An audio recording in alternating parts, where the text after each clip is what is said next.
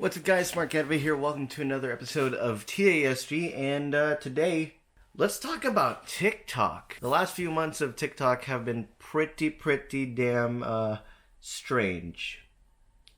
Yeah, it's been strange. I don't know why. They say that it's gonna be banned, and it never got banned, and then it's about to get banned again.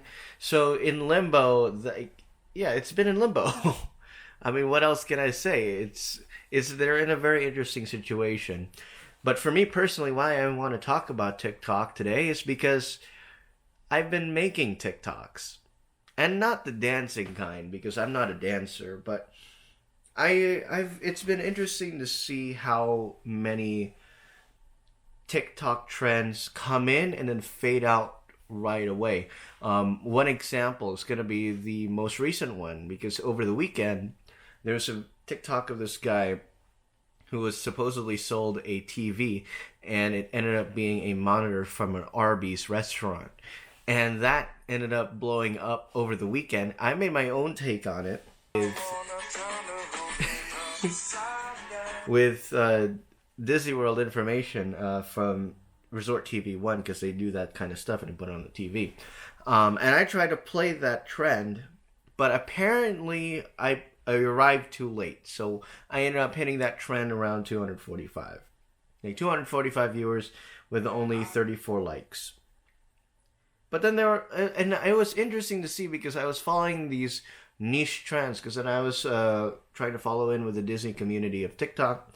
I then moved into the Lakers, because they were doing so well in the playoffs and the finals.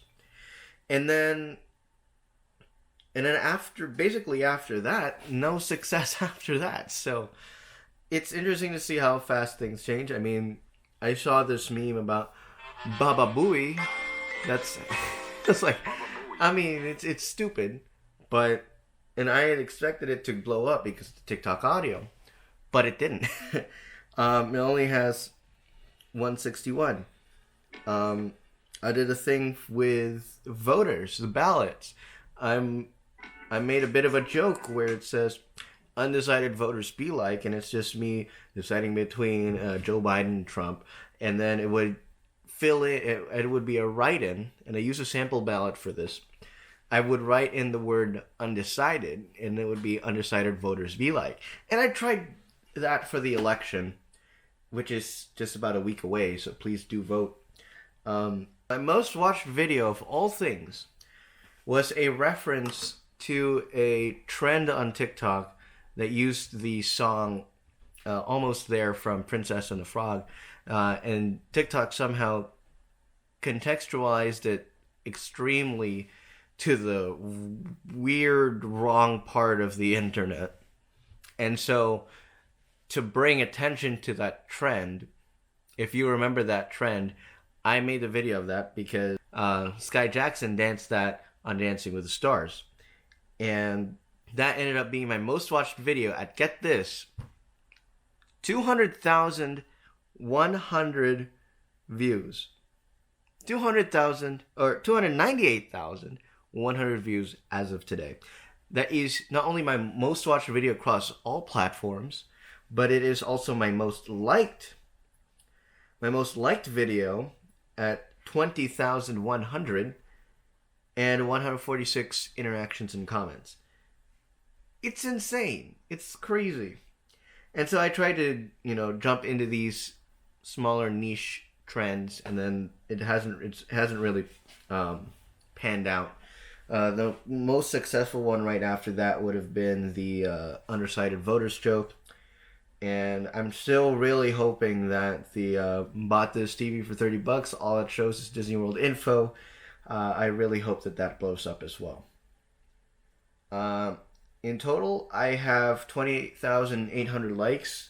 So basically, I hit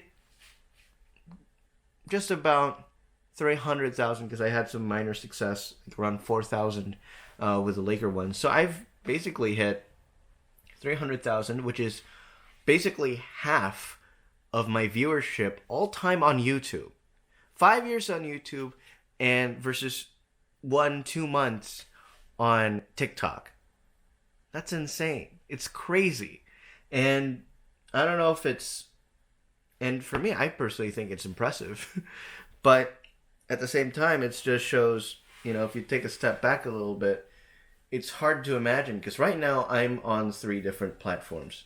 You have TASG on YouTube, that's the vlogs and occasional and the gamer stuff, and then TASG Gamer on Twitch, that's another platform, and then now TikTok, TASG Talks. Out of those 3 platforms, I apparently have had more success with TikTok. The only issue is that the success isn't guaranteed. And, it's never guaranteed. But especially on TikTok, you find out a trend, and the trend's there for a day, 2 days, or even hours, and it's no longer a trend anymore. And I'm not treating I'm not going to be posting regularly on TikTok, although sometimes I will. If I find something funny, something that I could laugh at, if there's a trend that elicits that type of reaction from me, then I will hop onto that trend. But otherwise, trends aren't really worth it on TikTok.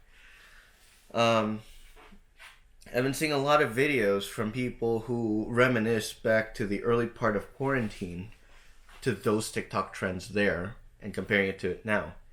And it's like hundreds of trends between the start of quarantine to today at the end of October.